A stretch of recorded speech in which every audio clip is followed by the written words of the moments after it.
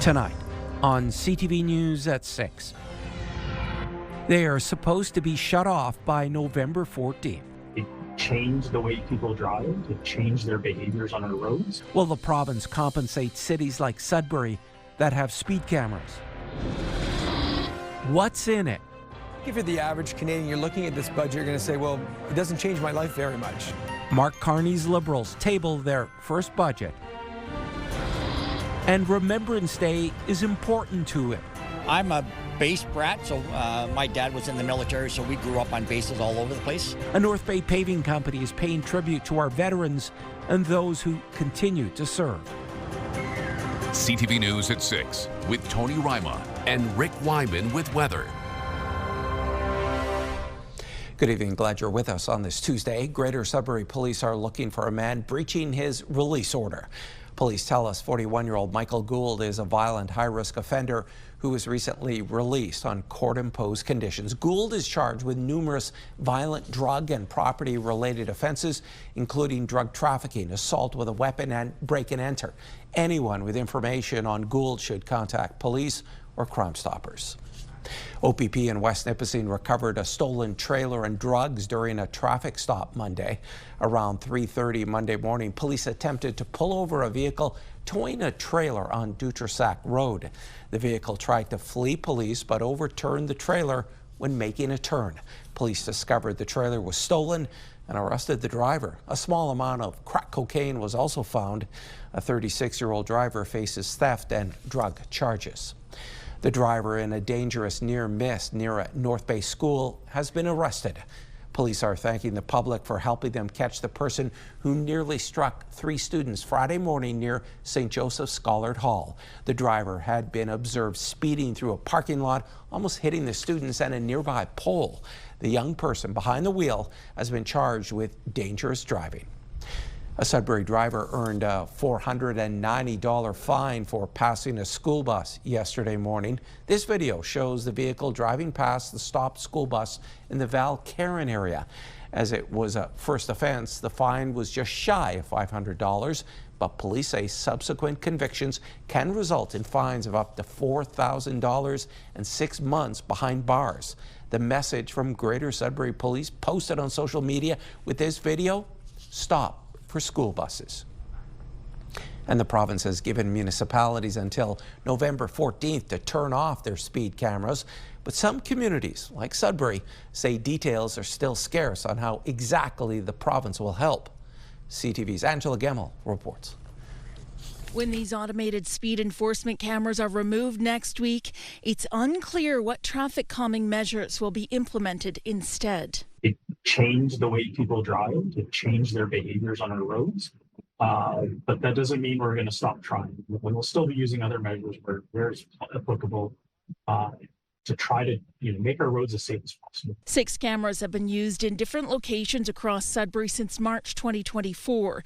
It generated $750,000 net revenue that first year, and Rocca says another $2.4 million in gross revenue this year. Premier Doug Ford has called the cameras a cash grab by municipalities, prompting provincial legislation banning them.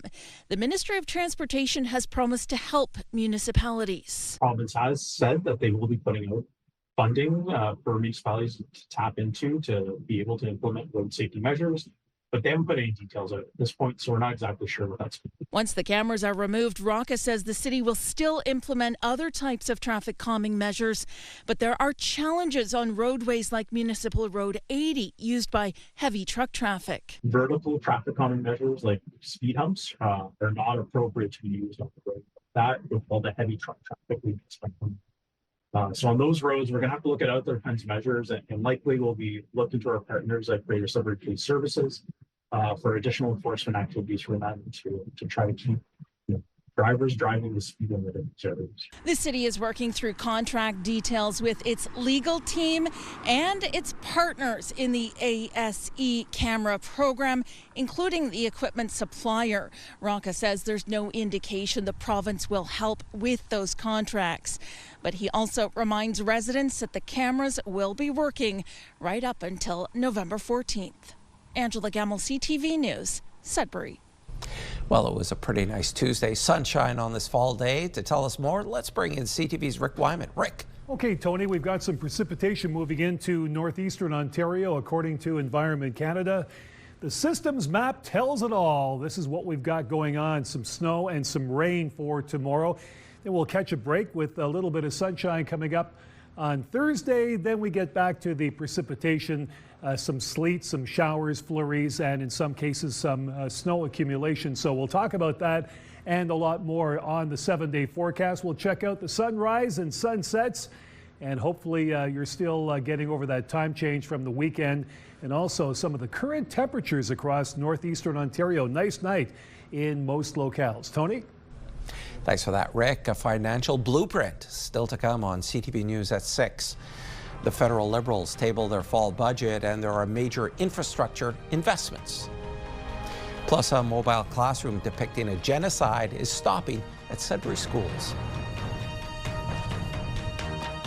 Tonight. When did you first discover that you had this? When I was 16 years old. He spent his entire life suffering in silence. I had to go grab the coffee, almost third-degree burns on your arm. Until a chance encounter on the job. She immediately looked at me and said, I can fix that. How this award-winning cameraman got a second shot. I wonder, what else would I do? What else would I do? Tonight on CTV National News and at ctvnews.ca. The federal government has unveiled its latest budget, presenting a plan for major infrastructure and industrial investment. CTV's Annie Bergeron-Oliver has more. Couldn't be prouder of my finances. We're ready. Nearly 7 months after getting elected, the Carney government has dropped its first budget, a 406-page book it promises will build Canada strong. Over the next 5 years, Ottawa intends to spend $141 billion in new measures that they project will bring in $51.2 billion in savings. Together, those measures will take Canada's deficit to $78.3 billion this year, dropping to $56.6 billion by 2029-2030. To weather the storm of uncertainty, we will not lower our sails, Mr. Speaker. Quite the opposite. We will raise them to catch the winds of economic change. One of the biggest expenditures, defense, with $81.8 billion in spending over 5 years. There's $20.4 billion for the military's recruitment and retention problems, $10.9 billion for upgrades, and $17.9 billion to expand new military capabilities, including procuring new armored vehicles. It's a real big injection of money, but really interestingly, they don't provide any annual investment or expenditure total.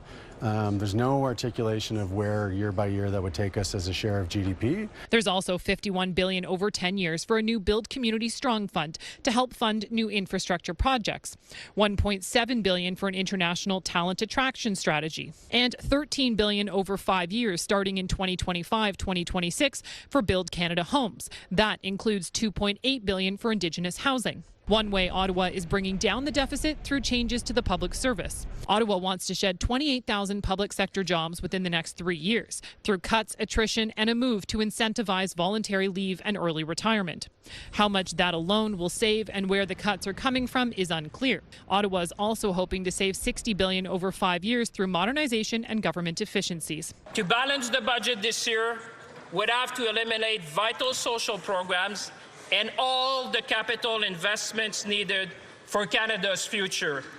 We chose a different path. But aside from a promise to review bank fees and to automatically file taxes for lower-income Canadians, experts say there's little that will help with affordability. If you're the average Canadian, you're looking at this budget, you're going to say, well, it doesn't change my life very much. You know, I'm concerned about affordability, I'm concerned about housing costs, and lots of concerns. It doesn't really address any of those things specifically. Instead, many economists say the budget's aim is to create a better environment for business through measures like a so-called productivity super deduction. This is a budget that focuses on capital investment because of the context that we are in right now. The economy is quite weak and is under attack because of the tariff issues, and we have a significant uncertainty in the Canadian economy, so businesses are not investing. For the first time, the budget has been separated into capital investment and operational spending. By 2028-2029, this document anticipates that the operational budget will have a surplus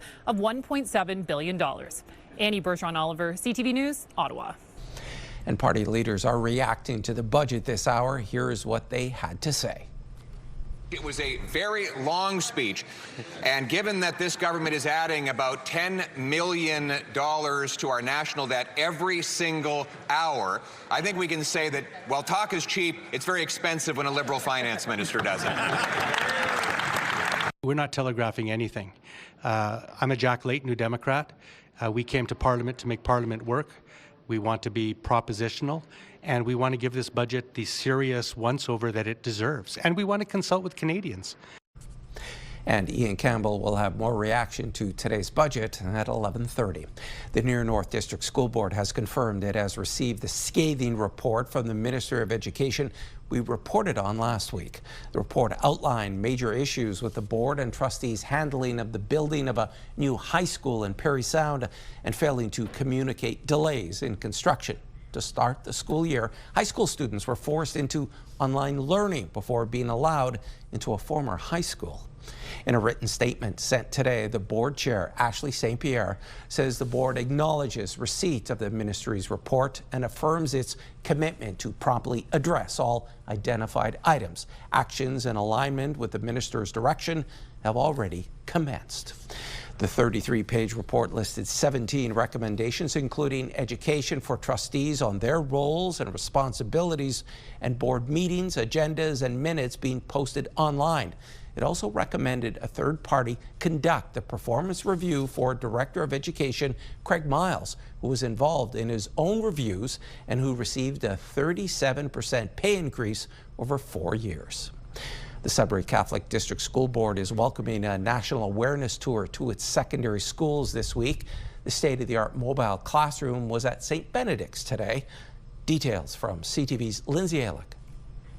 Approximately 100 students took part in an interactive session aimed at educating students about the genocide that took place in Ukraine between 1932 and 33. It's a mix of dramatic portrayals of some key individuals who were heroic in the face of oppression 90 years ago, and then allow students to offer their opinion both on those issues as well as what's taking place in our world today. And it really is captivating for them on a couple different levels, ways that we can't achieve in the classroom. I've never heard about the Holodomor until now, and I think it's something that needs to be talked about more because it definitely was censored a lot more than it should have been. But I think it really opened my eyes, and I think I am going to try to learn more about what is happening in this world. It was really well made. They really put it together well. I really enjoyed it, and I think my classmates did as well. The Canada-Ukraine Foundation developed the National Awareness Tour program in 2014 to foster education and bring awareness. It's estimated more than 70,000 students have taken part from coast to coast to coast.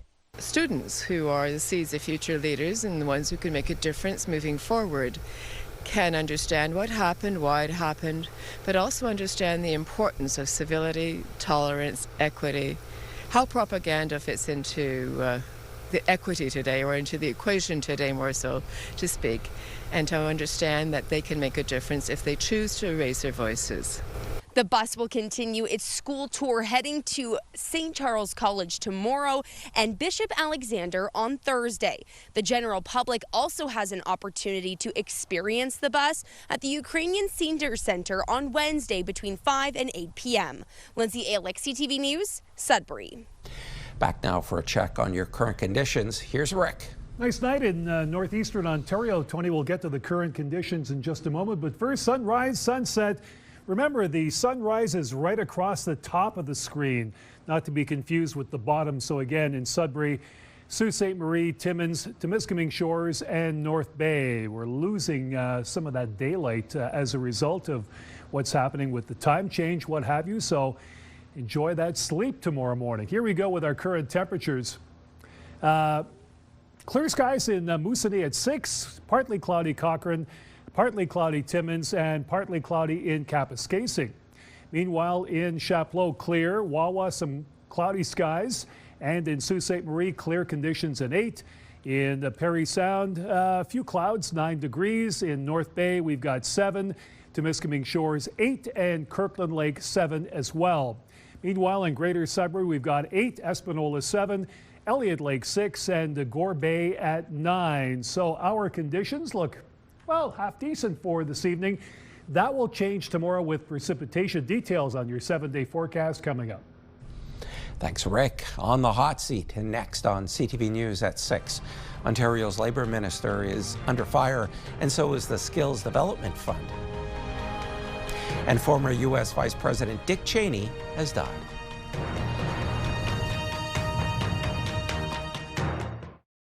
More questions tonight about Ontario's controversial Skills Development Fund, including did the Job Training Fund give millions of dollars to a company tied to a strip club?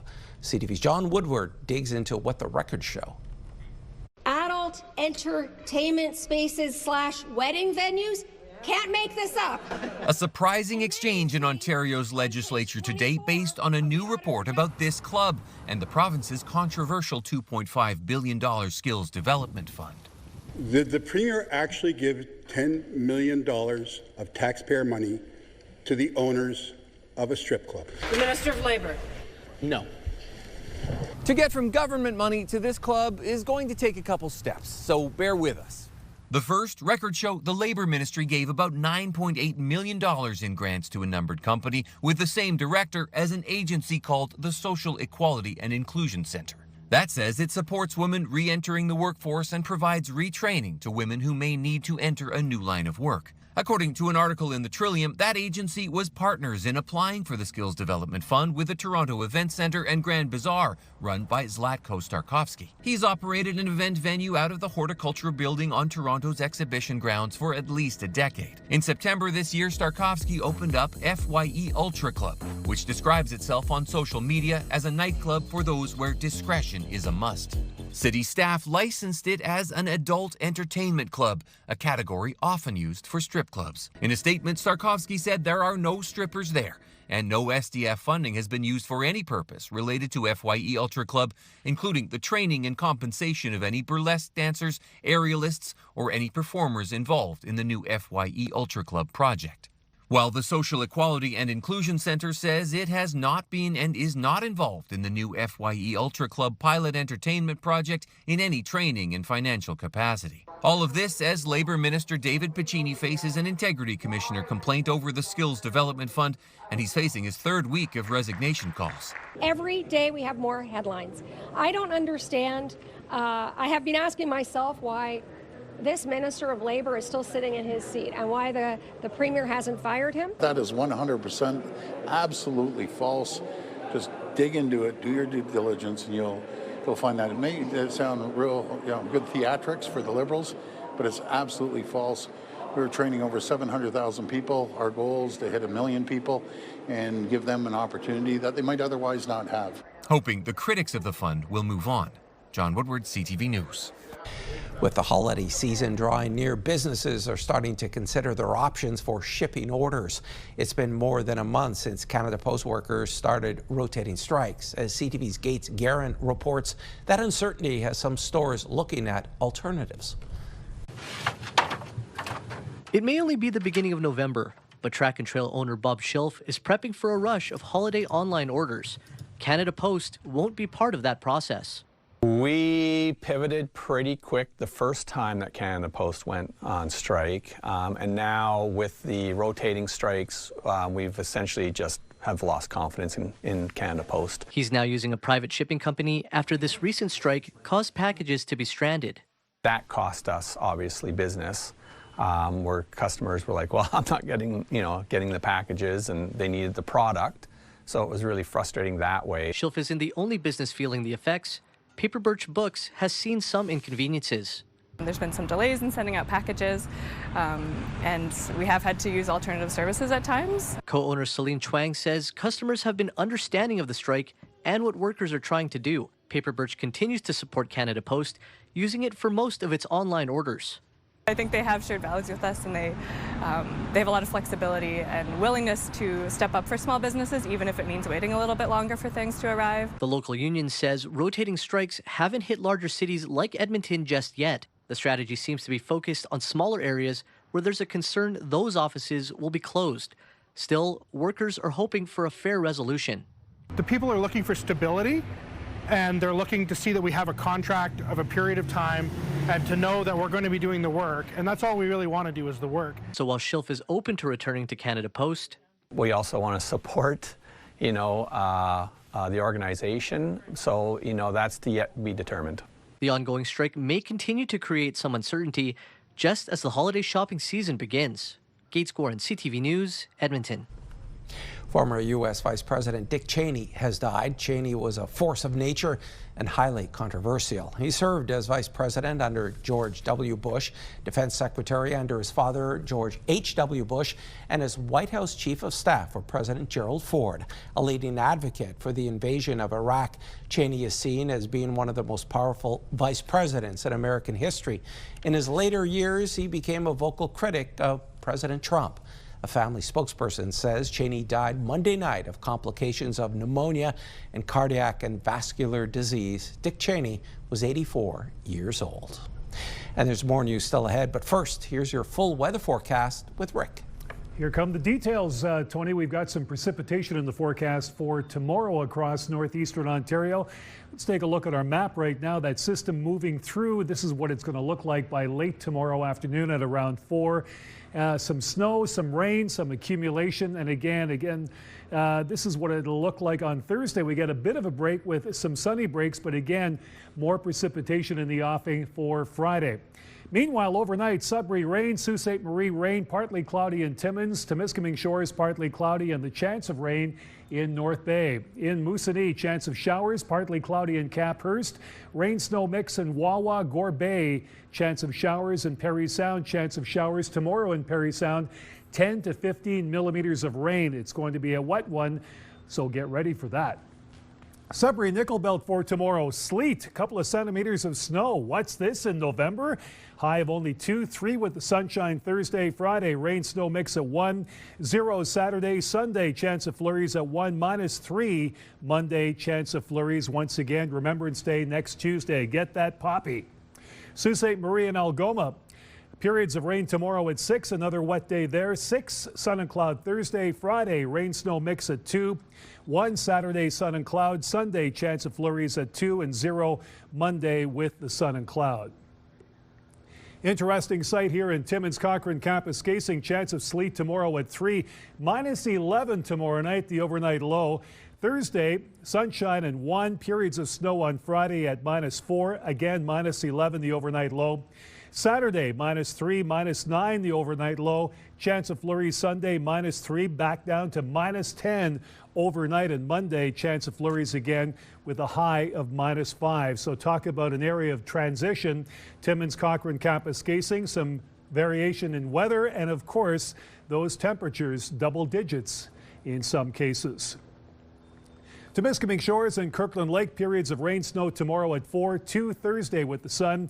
More rain snow mix on Friday at -1, -2 Saturday sunshine. Chance of flurries Sunday -1, -3 Monday. Here we go, chance of flurries again.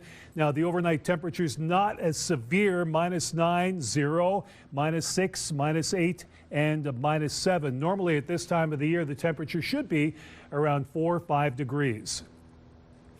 North Bay, West Nipissing, sleet for tomorrow, 2 to 4 centimeters of snow. 2 degrees your high, 3 degrees on Thursday with the sun. Friday, periods of rain, snow at 4. 0 Saturday, sun and cloud. Chance of flurries Sunday and Monday, 1 and -3 your daytime highs. Let's have a look at our pick of the day for today. Courtesy of Claudia Orr. This was taken near DeMarco's Boots and Saddles, and I had to send Claudia a note saying, "Where would that be, Claudia?" And she said, in beautiful Sault Ste. Marie, Rick. So this is the beautiful setting. And of course, I like this. Nice variation of colors. So Claudia, keep it coming. Stick around. Tony has more news coming up after the break.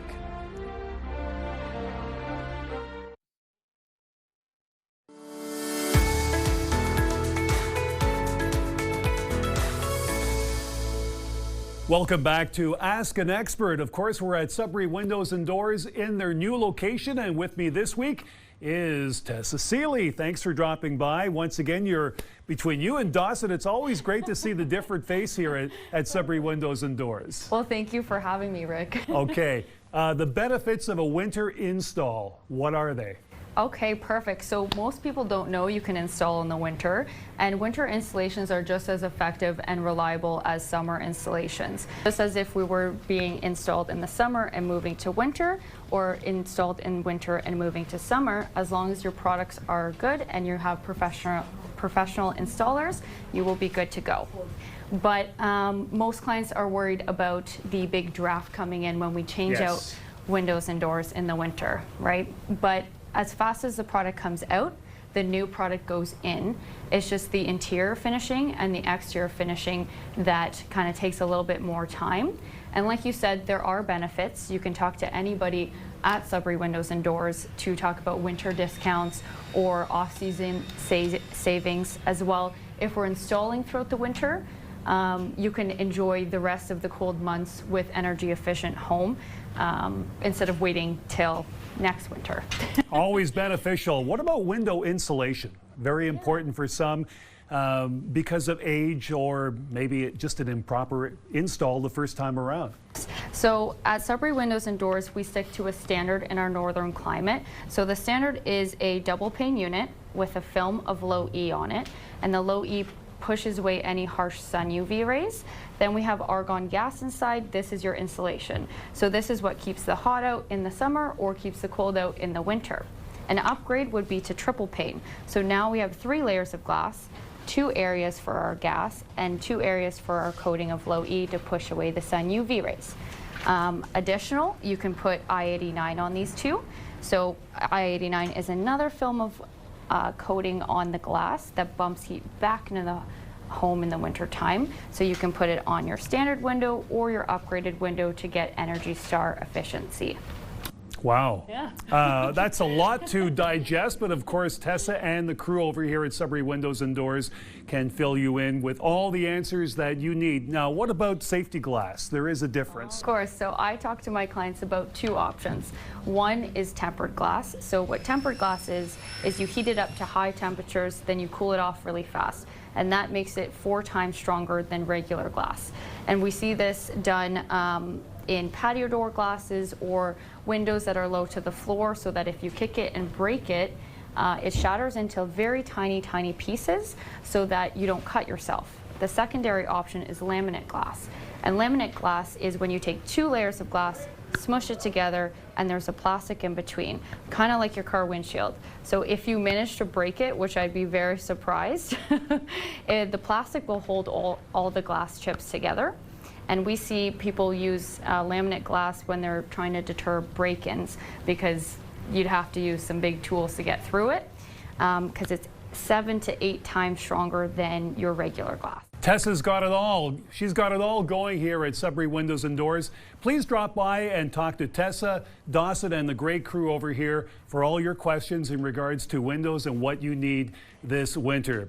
That's our segment for this week, and for more on tonight's segment and past episodes of Ask an Expert, please visit us online, CTVNewsNorthernOntario.ca. Thanks for that, Rick. Greater Sudbury Police Services is warning residents of scam calls using the GSPS non-emergency phone number.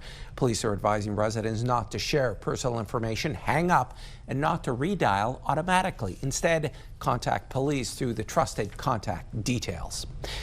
If you need to buy new tires, expect to pay more, as some are imported from Asia and Europe and may be subject to tariffs. Even as prices rise, a new survey finds more drivers are switching to winter tires and feel the added cost is worth it. CTV's Pat Foran has details.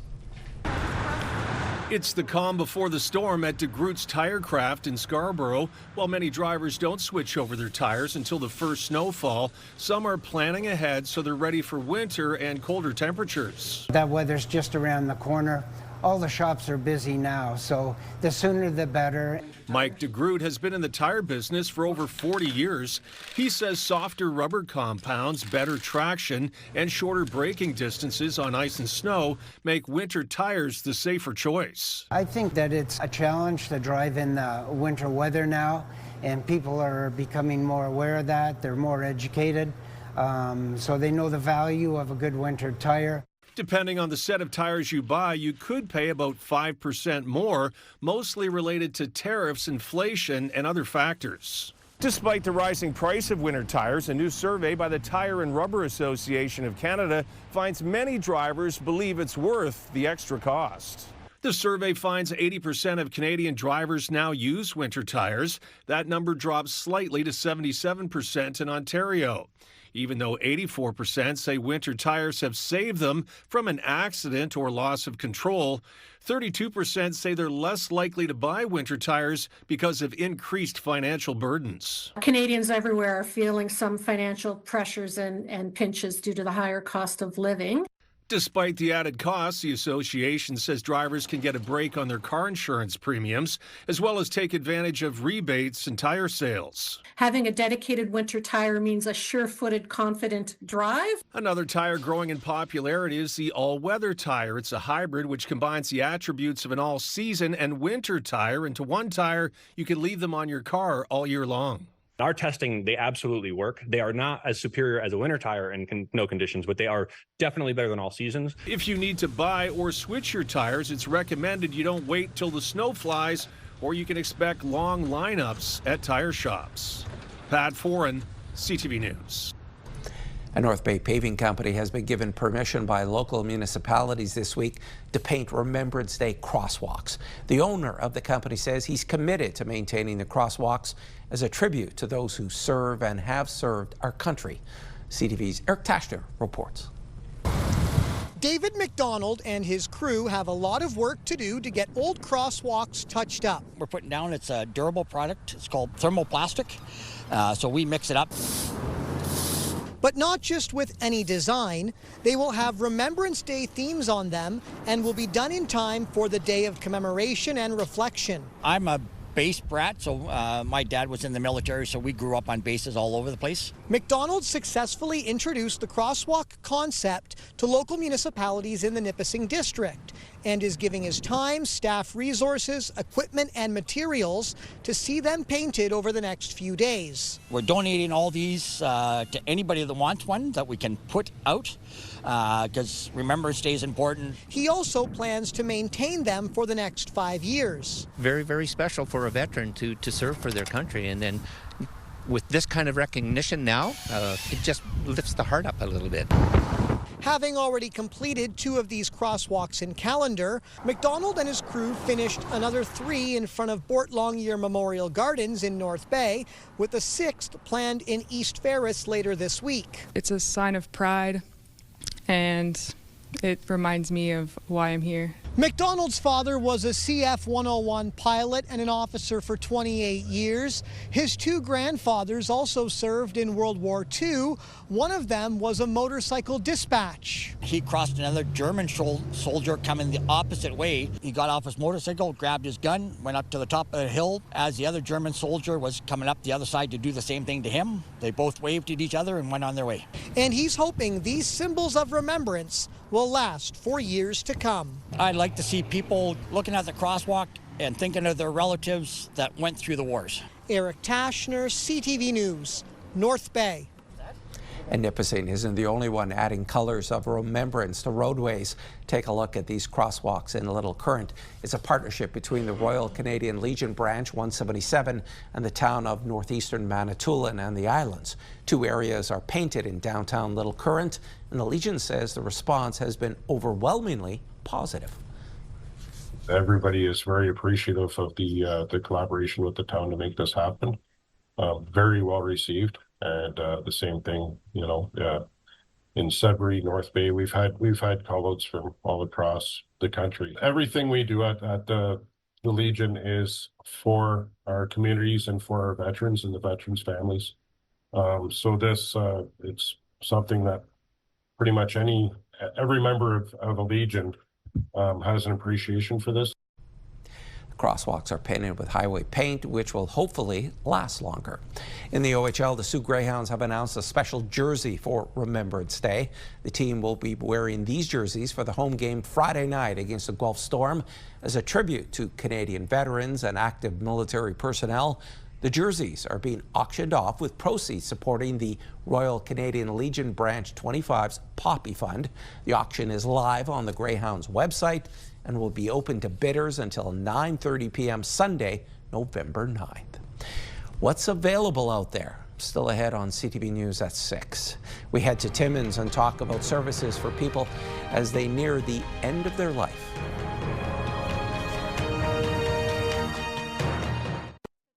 Clothing provided by Laura, Melanie Lynn. There are two certainties in life, death and taxes. An event is underway at Timmins and District Hospital. It's called Death Happens.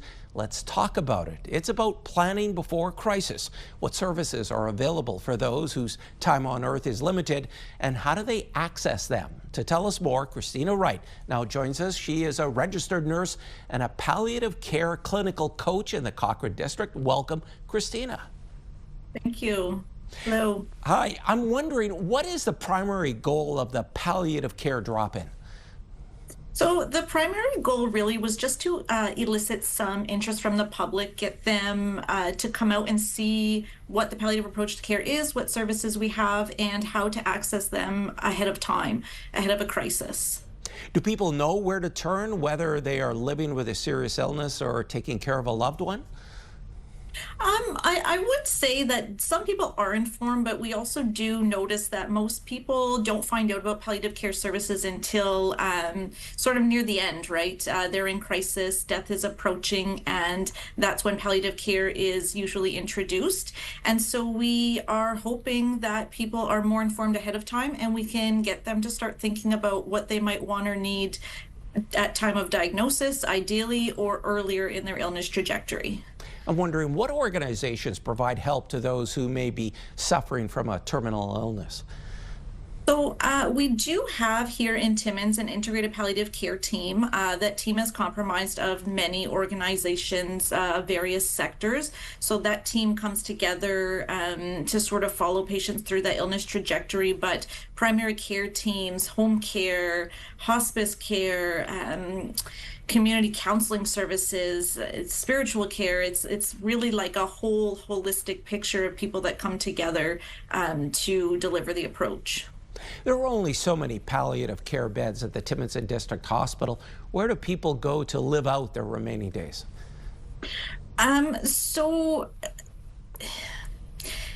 We do have hospice beds here at the Timmins and District Hospital, but we also know that a lot of people wish to die at home. And that's one of the other things that palliative care and the approach involves, is starting to think ahead of time what your wishes might be. For those who do wish to die at home, there are services in place that can help them do that. So really the intent is to have people think about things ahead of time to plan, so that when the time comes, all those ducks to say are sort of in a row. Talking about death is a delicate subject. You're a palliative care clinical coach. Is it important to have those conversations with a parent, a spouse, or a partner as we get on in years? Absolutely. Honestly, advanced care planning, that's like palliative care step one. Have these conversations, start to think about what's important to you, what your goals are in terms of life, right? Palliative care is about who you are as a person.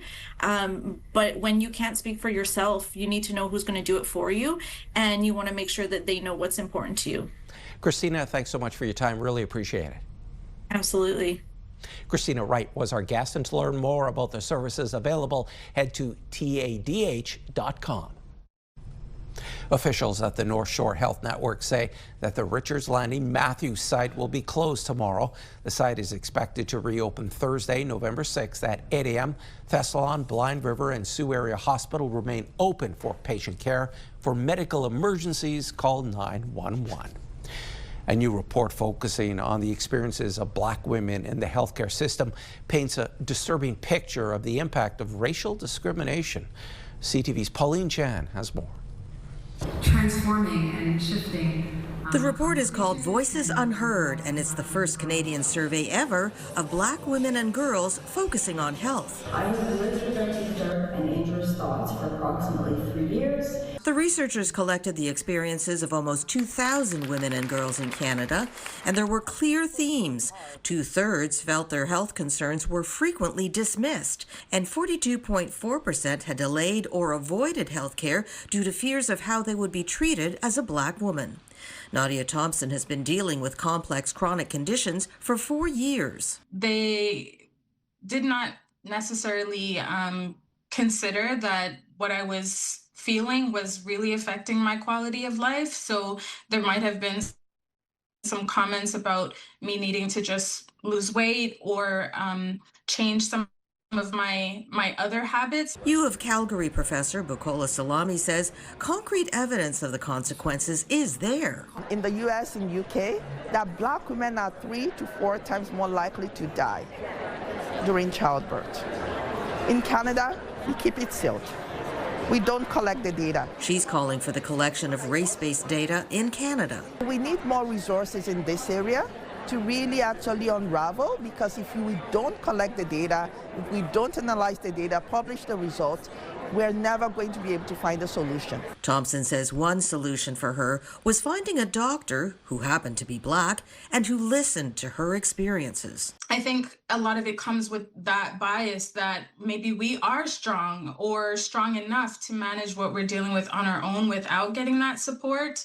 And that can come from many different places where those assumptions come from, but I think sometimes that prevents them from taking us seriously. And she says the impact is not just on the individual patient, but on their family, their workplace, and ultimately Canadian society as a whole if a person is not able to live a full and successful life. You can find the complete Voices Unheard report through the Black Women's Institute for Health. Pauline Chan, CTV News. Entertainment brought to you by the Cinefest Red Carpet Patron Program. Dearest reader, People magazine has named Bridgerton star Jonathan Bailey as the sexiest man alive for 2025. The choice was announced last night on The Tonight Show starring Jimmy Fallon. Bailey called it an honor of a lifetime, but said it's completely absurd. The 37-year-old gained popularity for his roles as Lord Anthony Bridgerton on Netflix's Bridgerton. Bailey will be the cover story in the People magazine edition coming out Friday. What do you give a Hollywood legend for a 100th birthday? A documentary, of course. David Daniel has that story in tonight's Hollywood Report. Well, I never really thought of myself as a comedian, really. I'm an entertainer and a song and dance man. Why look so awfully tragic? Put on a happy face. Dick Van Dyke turns 100 next month. The feature-length documentary, Dick Van Dyke 100th Celebration, includes some of his most famous performances and reminiscences from Van Dyke and many of his friends, co-stars, and collaborators. The doc is in theaters December 13th, Van Dyke's birthday, and 14th. Locations and tickets at fathomentertainment.com. Santa's coming to town! Oh my God! You can't have a winter entertainment memorabilia event without Elf. Prop Store's latest live auction features more than 1,300 items, led by Will Ferrell's costume from Elf. Star Wars fans may want to bid on Boba Fett's blaster from The Empire Strikes Back. Also on the block, Harrison Ford's fedora from Indiana Jones and the Temple of Doom, Christopher Reeve's cape from Superman 3, and the late Alan Rickman's personal shooting scripts from Die Hard and Love Actually. The auction takes place December 1st through the 3rd. You can check out all the offerings at PropStoreAuction.com. In Hollywood, I'm David Daniel.